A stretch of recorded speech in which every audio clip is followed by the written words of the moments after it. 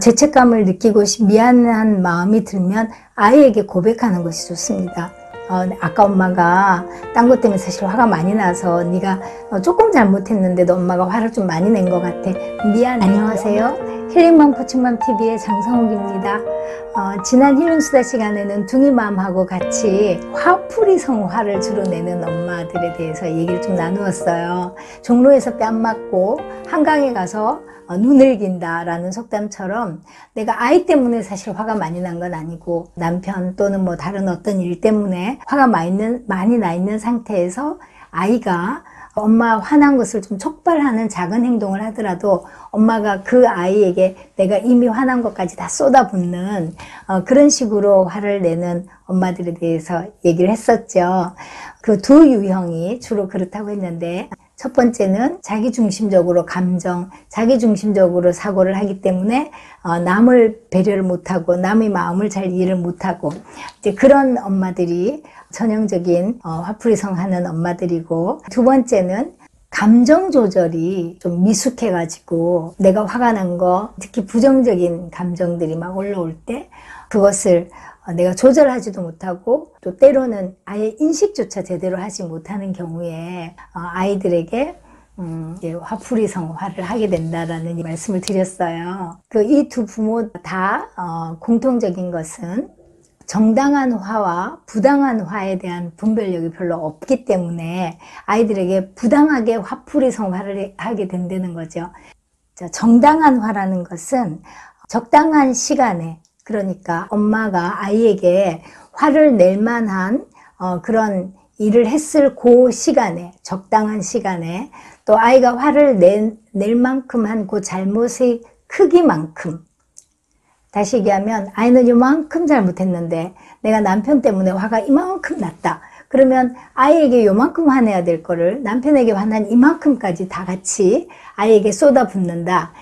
그건 부당한 화라는 거죠. 적당한 타임에 적당한 크기로, 그러니까 적당한 정도로 아이를 모욕적이지 않은 방법으로, 그리고 폭력적이거나 공격적이지 않은 인격적인 방법으로, 이성적인 방법으로 화를 내는 것이 정당한 화입니다. 그런데 아이들은 너무나 잘 알아요. 내가 지금 엄마가 나에게 불필요하게 이만큼 화를 내고 있다. 난 이만큼 잘못했는데. 이제 그런 건 아이들은 너무 잘 느끼거든요. 그러면 그건 억울한 감정이 분노로 쌓이게 돼서 그 아이가 굉장히 이제 사춘기가 되면 정말 힘든 아이들 제가 많이 봅니다.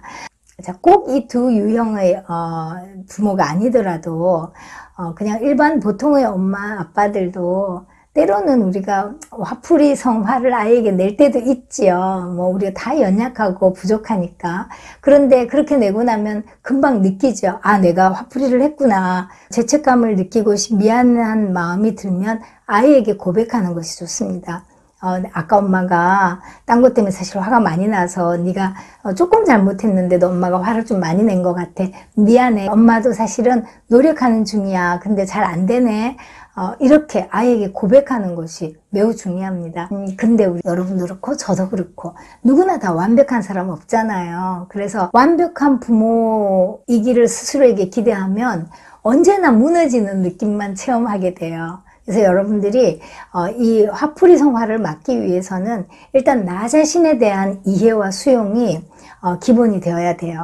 앞서 말한 자기중심적인 감정, 자기중심적 사고 형태를 가진 부모, 감정 조절이 미숙한 부모, 또는 보통 부모라도 나 자신에 대한 어떤 부분이 부족하고 어떤 부분이 연약하고 또 어떤 부분은 굉장히 취약해서 큰 약점이 될 수도 있다. 이런 것들을 여러분들이 스스로가 알고 인정하고, 그래서 그것을 수용하고 고치려고 노력하고, 그렇게 되면 여러분들이 자연적으로 성숙해지거든요. 성숙해지다 보면 아이에게 화풀이를 한다든가 뭐 이런 미성숙한 이런 당연히 줄어들게 됩니다. 그리고 또 하나는 여러분들이 이제 엄마로서의 자신의 정체성을 좀 새롭게 구축할 필요가 있습니다. 여러분 임신했을 때 한번 생각해 보세요.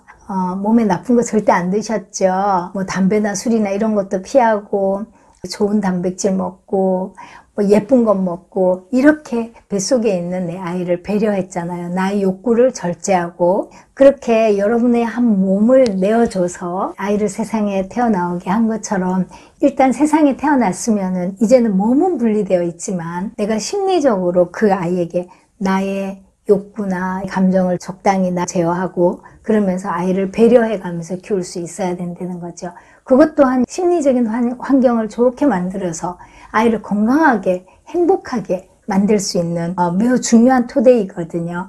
우리가 부모가 되는 순간 내 아이에게 헌신할 준비가 되어 있다는 얘기잖아요. 그리고 그 기간이 그렇게 길지는 않아요. 해보니까 사실 우리 아이들의 심리적인 구조가 만들어지는 그 영유아기, 이때가 매우 중요합니다. 이때 만들어 놓은 어떤 틀을 가지고 그 안을 채워 넣는 작업들이 그 이후부터 만들어지는 거죠. 제가 첫 방송인가 할 때 이런 말씀 드렸었는데 엄마의 나이는 첫 아이의 나이와 동갑입니다. 첫 아이와 동갑 얘기예요. 그래서 첫 아이가 성장해 가면서 미숙한 엄마도 점점 같이 성장해 가는 거거든요. 그래서 성장이 끝나서 엄마가 되는 것이 아니고 엄마로서 새롭게 성장해 가는 거죠. 그래서 미숙하지만 아이도 성장하고 엄마도 성장해 가면서 서로 맞추어 가는 그런 과정이라고 저는 생각을 합니다. 만약에 의식하지 못하고 화풀이 성화를 계속 냈다면 여러분 이번 방송 보고 자기중심적이지 않나? 또는 내가 감정 조절에 미숙한 사람은 아닌가? 한 번쯤 생각해 보시고요. 다음 주에는 딴 때는 화가 좀 덜 나는데 이상하게 내가 뭔가 시켰을 때 아이가 순종하지 않을 때 화가 유난히 많이 나는 그런 부모들의 심리와 또 대안에 대해서 이야기해 보도록 하겠습니다. 자, 오늘도 여러분 엄마로서 자리 지키시느라고 너무 애쓰셨습니다. 자, 그래도 힘내고 가야죠. 자, 파이팅!